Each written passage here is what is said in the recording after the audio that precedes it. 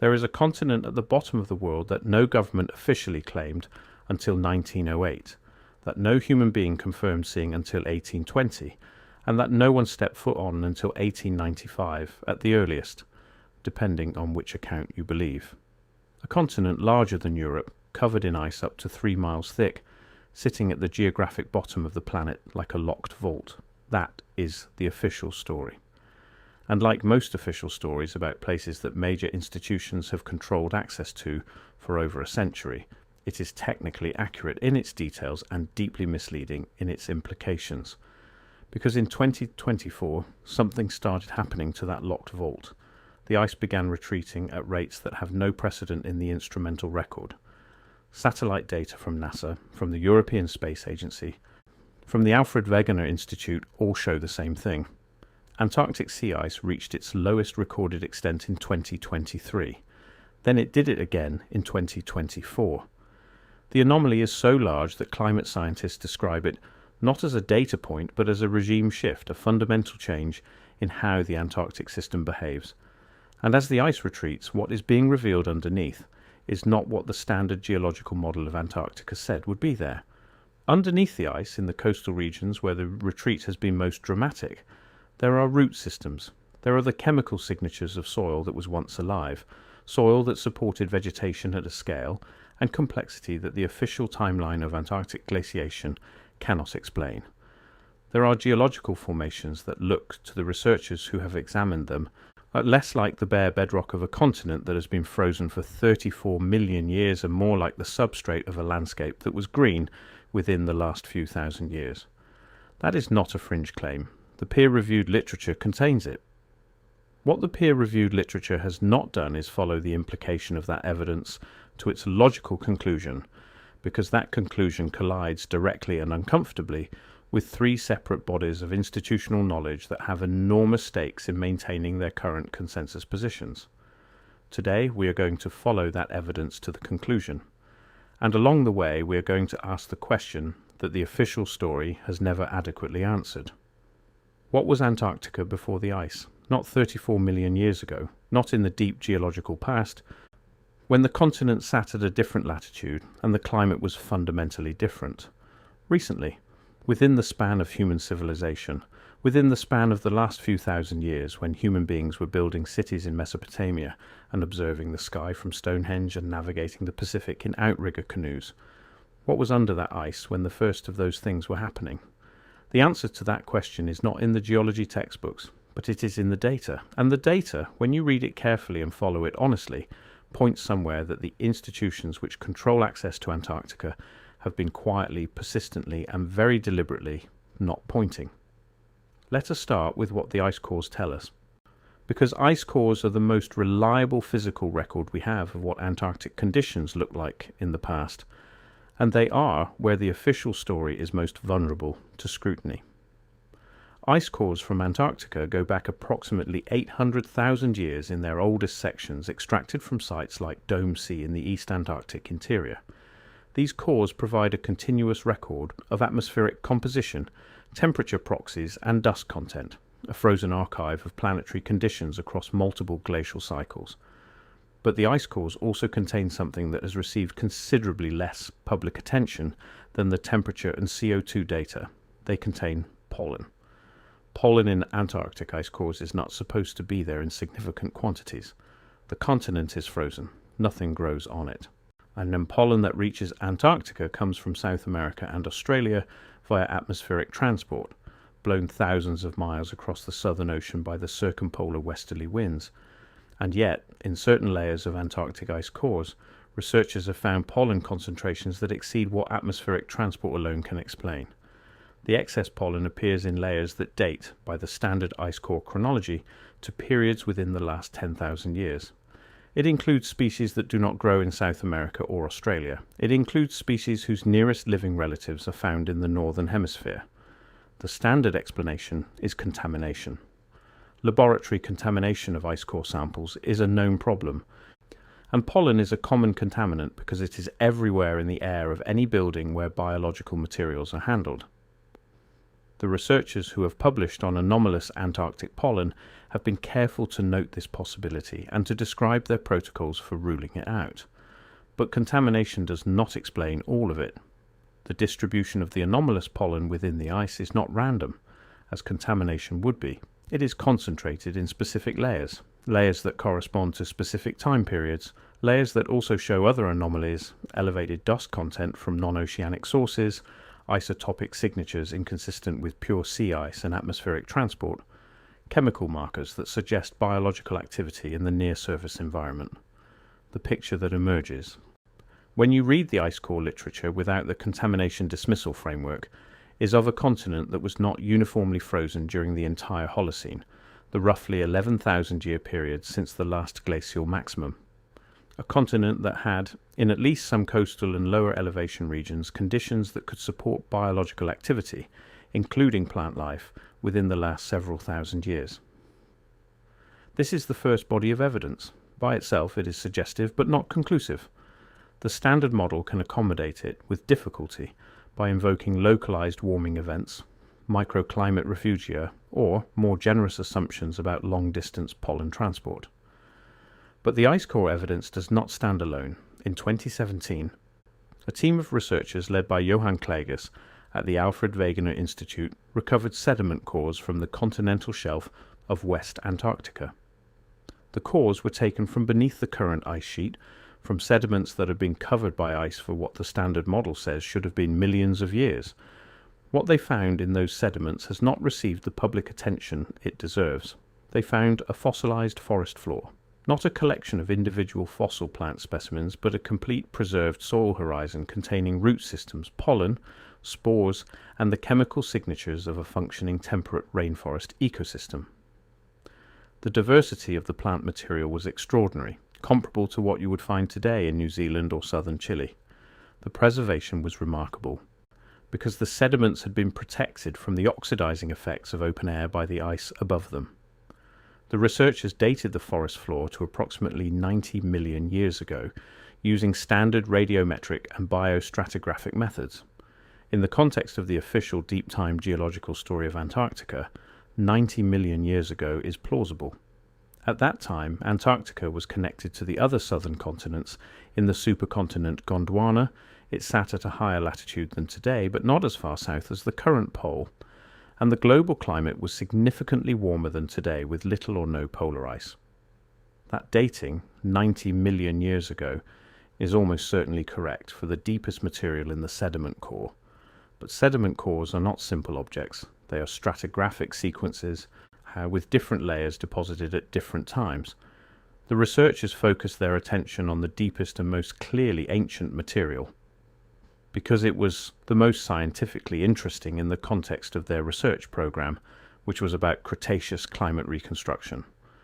What did not receive equal attention in the published paper, though it is visible in the supplementary data, is the presence of biological material in the upper portions of the cores. Material that is not 90 million years old, material that is, by the isotopic signatures and the radiocarbon content, far more recent. The official publication describes this near-surface material as contamination, or as recently deposited organic material transported by meltwater from coastal areas. That explanation is possible. It requires, however, that you believe meltwater transported intact root systems and complete soil horizons, which is not how meltwater works. Meltwater transports particles, not structures. Now we need to talk about the maps. In 1513, a Turkish admiral named Piri Reis compiled a map of the world using what he described as older source maps, some of which he said came from the library of Alexander the Great, and others of which he said he obtained from captured Spanish and Portuguese navigators who had accompanied Columbus. The Piri Reis map shows the coastline of South America with reasonable accuracy for a document of its period. It also shows at the bottom of the page what appears to be a coastline that various analysts in the 20th century have identified as the coast of Antarctica.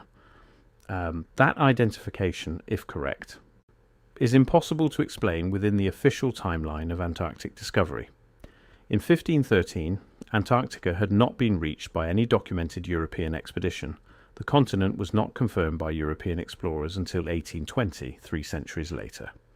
The standard academic response to the Piri-Reis map has gone through several phases. Initially, the anomalous southern coastline was simply ignored.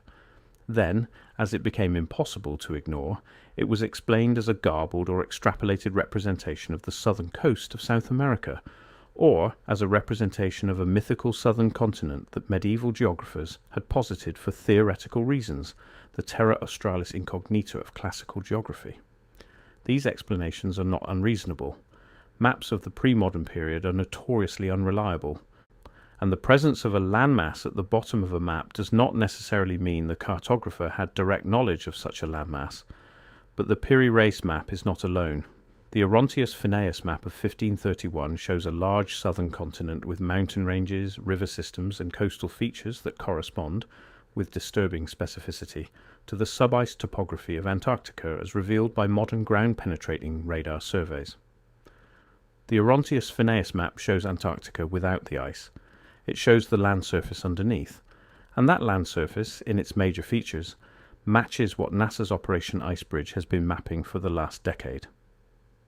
The Boache map of 1737 shows Antarctica divided into two landmasses by an open sea channel, which corresponds to the sub-ice topography of Antarctica, where East and West Antarctica are separated by a deep subglacial basin that would be a seaway if the ice were removed.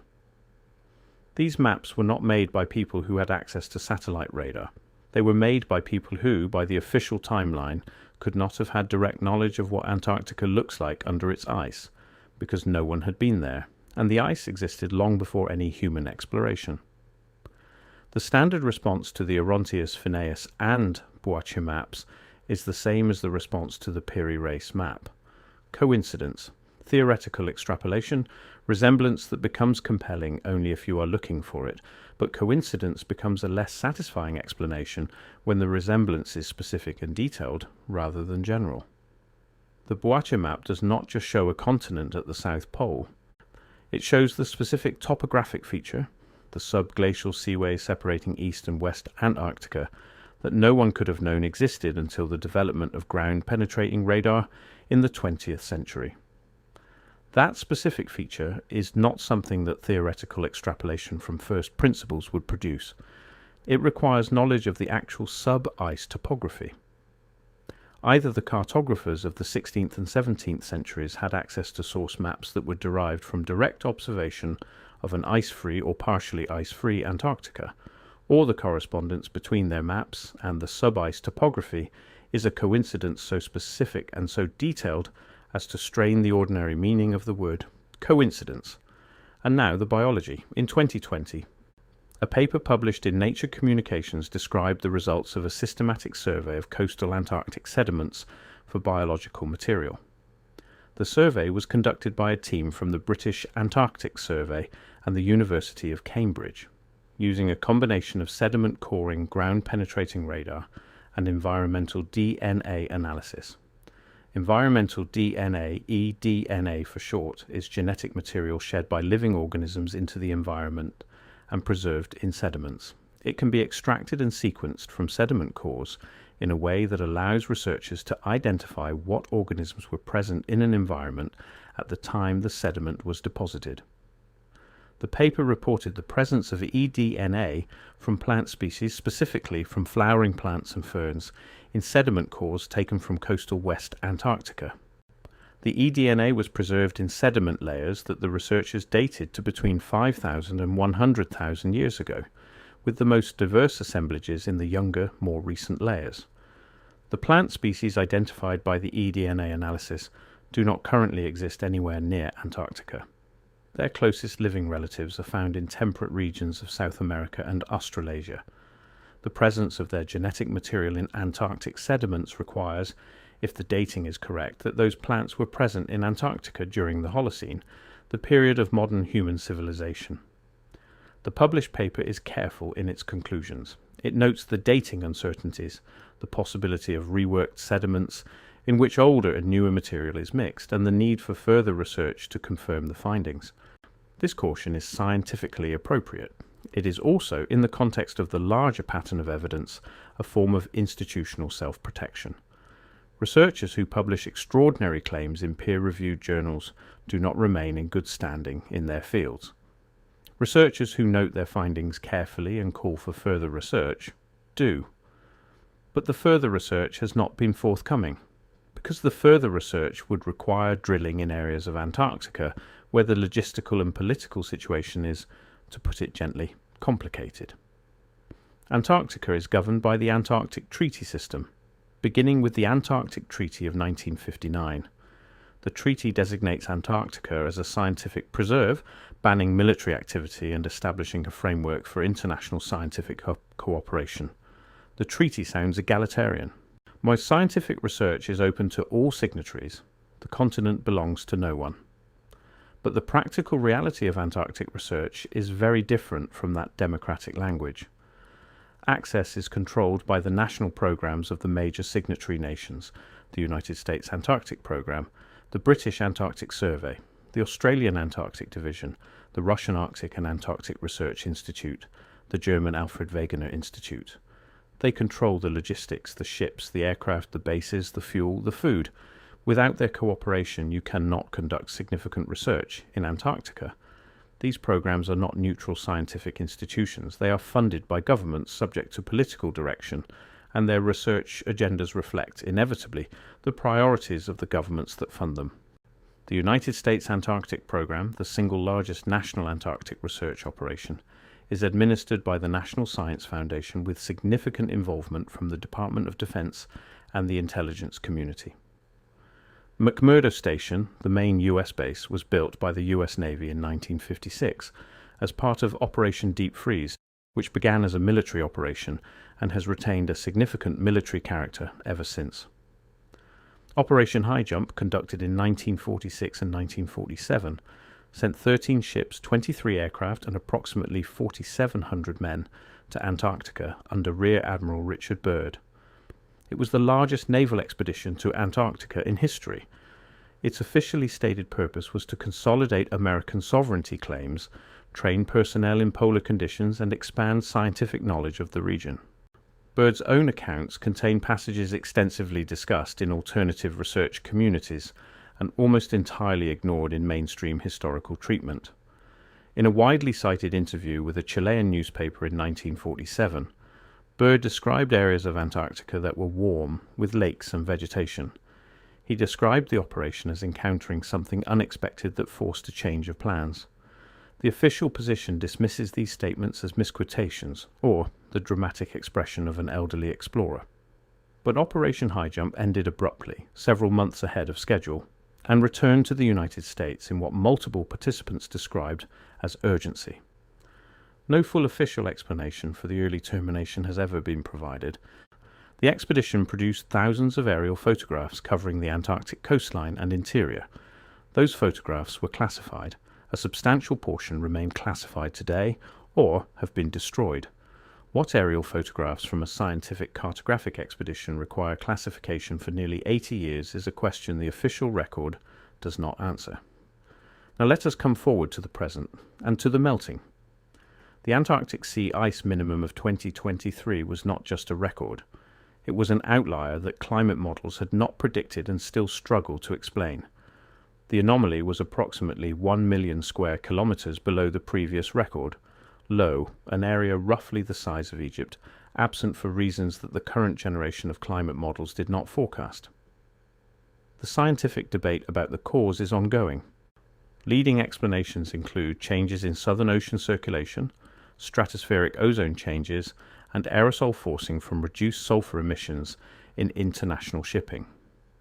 Some combination of these factors is almost certainly involved. But what the sea ice loss is doing in the coastal regions of West Antarctica in particular is exposing seafloor sediments and coastal land areas that have been covered for unknown lengths of time. And in those newly exposed areas, the biological surveys that are being conducted, mostly by robotic submersibles, because the conditions are too severe for human divers, are finding life at densities and diversities that the standard model of Antarctic ecology did not predict. In 2022, a team from the British Antarctic Survey published results from a survey conducted beneath the Filchner-Ronner ice shelf. pounds, or in the Weddell Sea, where a drilling operation had accidentally broken through the ice shelf into the ocean cavity beneath. They found, attached to the seafloor in complete darkness at -2 degrees Celsius, a functioning community of filter-feeding organisms, sponges, stalked barnacles, and other sessile invertebrates, of a diversity and density comparable to communities found in well-lit, nutrient-rich, shallow marine environments. The standard model of Antarctic seafloor ecology holds that such dense communities cannot persist in the deep darkness beneath ice shelves because they depend on organic material sinking from the surface, and there is no surface productivity beneath hundreds of meters of ice. The communities found beneath the Filchner-Ronner shelf should not exist, but they do, and in the newly exposed coastal areas. As the sea ice retreats, something else is appearing. Benthic surveys of the seafloor in shallow coastal areas that have recently lost their ice cover, are finding what researchers describe as ghost forests. Root systems and compressed organic material embedded in the seafloor sediments, material that is chemically consistent with terrestrial vegetation, not marine vegetation, found in areas that are now entirely covered by the ocean but that appear to have once been dry land. The term ghost forest has been used by researchers from the University of Tasmania and from the British Antarctic Survey to describe these features in recent publications, and the usage is notable because it implies something specific. A ghost forest is a forest that was once alive in a place where it is now dead and buried. The sedimentary record of the ghost forest in Antarctic coastal areas is not the record of a landscape that has been underwater for millions of years. The compression patterns, the preservation state, and the radiocarbon dates where those have been obtained all suggest something much more recent. How recent is where the standard model runs into its most serious difficulty. Radiocarbon dating of Antarctic samples requires correction for the marine reservoir effect, a phenomenon in which carbon in Antarctic waters is significantly older than carbon in the atmosphere, because Antarctic water has very long residence times before it equilibrates with the atmosphere.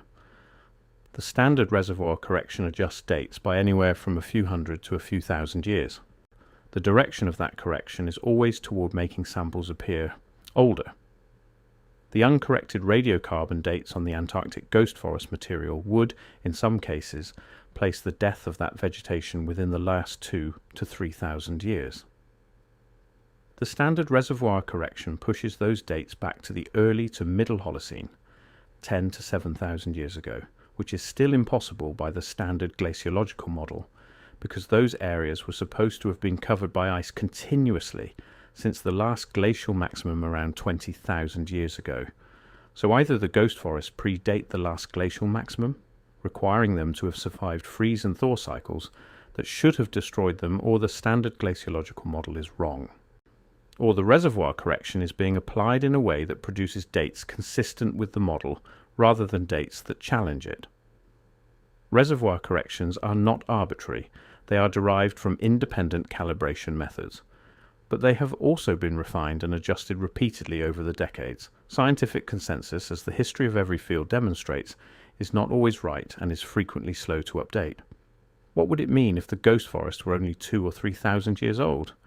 It would mean that the coastal regions of West Antarctica were ice-free and vegetated during the Bronze Age, during the height of the Egyptian New Kingdom, during the period when the seafaring cultures of Polynesia were beginning their extraordinary migration across the Pacific, during the period for which we have written records from Mesopotamia, China, and the eastern Mediterranean. It would mean that whoever drew the Orontius-Phineus map could plausibly have had access to accurate source information, because Antarctica was accessible and at least partially navigable during the period of early human exploration. It would mean that the classification of Operation High Jump's aerial photographs is not about military rivalry with the Soviet Union, the standard explanation, but about something that those photographs showed that no government was prepared to explain to its citizens. And it would mean that the current melting of Antarctic ice is not revealing a primordial, never-before-seen landscape.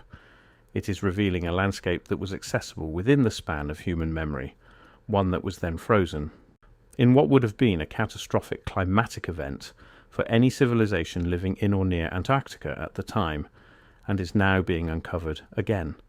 That is an extraordinary claim. It requires extraordinary evidence, And the extraordinary evidence is exactly what the current generation of Antarctic research is beginning to produce in the sediment cores and the eDNA surveys and the ghost forest surveys, even as the institutional framework for interpreting that evidence continues to insist on explanations that keep the standard model intact. The institutions that control Antarctic access and Antarctic research funding have enormous investments in the current consensus. Those investments are not primarily financial, though they are that too. They are reputational and political. The Antarctic treaty system is the product of 70 years of diplomatic negotiation. The glaciological consensus about Antarctic ice history is the foundation of the paleoclimate reconstructions that underpin current climate policy. The geological consensus about when Antarctica was last ice-free determines the baseline against which current ice loss is measured and against which the urgency of climate action is argued. If Antarctica was partially ice-free 2,000 years ago, not due to anthropogenic forcing but due to a natural climate fluctuation, that does not mean current warming is not real. Climate is more complex than single-cause explanations. Both can be true simultaneously, but the political use of climate science does not tolerate that complexity easily. The argument for climate action depends on a baseline that says current conditions are unprecedented in the human record. If Antarctica was green 2,000 years ago, that baseline becomes more complicated to defend. Not impossible, but complicated. And complicated is politically inconvenient, so the ghost forests get careful language and calls for further research. The anomalous pollen gets attributed to contamination. The Orontius Phineus map gets ignored. The Operation High Jump photographs stay classified. The eDNA surveys get published in specialist journals with hedged conclusions that do not reach the popular press, and the ice keeps melting. In 2023, researchers at the British Antarctic Survey released preliminary results from a new sediment coring program on the West Antarctic continental shelf. The program used newly developed coring technology that allows recovery of long, undisturbed sediment sequences with minimal contamination risk. The cores, taken from 6 sites along the Amundsen Sea coast, the region where Antarctic ice loss has been most dramatic, showed something that the research team described in a paper that has not yet been fully published as of this writing, as an unexpected stratigraphic complexity. That phrase, unexpected stratigraphic complexity, is scientific code, for we found layers that are not where the model says they should be. In the context of sediment coring, unexpected stratigraphic complexity means that the depositional history of those sediments is not consistent with the standard model of continuous glaciation. The paper has been in peer review for an unusually long time. Peer review of a straightforward sediment core paper normally takes 6 months to a year. This paper has been in review for longer. The reasons for that delay are not publicly disclosed, but it is not unusual for papers with controversial implications to spend extended time in review, as reviewers request additional analysis, additional controls, and additional discussion of alternative interpretations. When it is published, it will be published with all the hedges and qualifications that the peer review process imposes. It will not say what this documentary says. It will not follow the evidence to its logical conclusion. It will identify an unexpected finding, note its limitations, and call for further research. That is how the system works. That is how the system has always worked with evidence that challenges the foundational assumptions of the field. But the ice is not waiting for the peer review process. Every year, more of the coastal areas of West Antarctica become accessible. Every year, more sediment is exposed. Every year, the ghost forests become more extensive and more detailed. Every year, the eDNA surveys cover more ground and identify more species that should not be there. The story underneath the ice is not going to stay hidden much longer, not because of any sudden act of institutional transparency, but because the physical evidence is becoming too extensive and too detailed to explain away with contamination and coincidence. The question is not whether the standard model of Antarctic history will have to be revised. It will. The question is who will do the revising, on what timeline, with what explanation for why the revision was not made earlier when the evidence was already there, sitting in supplementary data tables and specialist journals and the classified archives of governments that sent warships to the bottom of the world in 1946, and still will not tell you what they found. The ice is melting, the forest is emerging, and everything we thought we knew about what came before is like the ice itself starting to shift. If you want to keep following this story as the evidence accumulates, subscribe and turn on notifications. We are tracking every new publication from the Antarctic sediment programs, every eDNA paper, every update on those Amundsen sea cores. The next year of Antarctic research is going to be unlike any year that came before it. Drop what you know in the comments. If you have worked in Antarctic research, if you have family members who participated in the Cold War era expeditions, if you have seen something in the academic literature that belongs in this conversation, we want to hear from you. The official story has had 100 years to tell itself. It is time for the other stories to surface.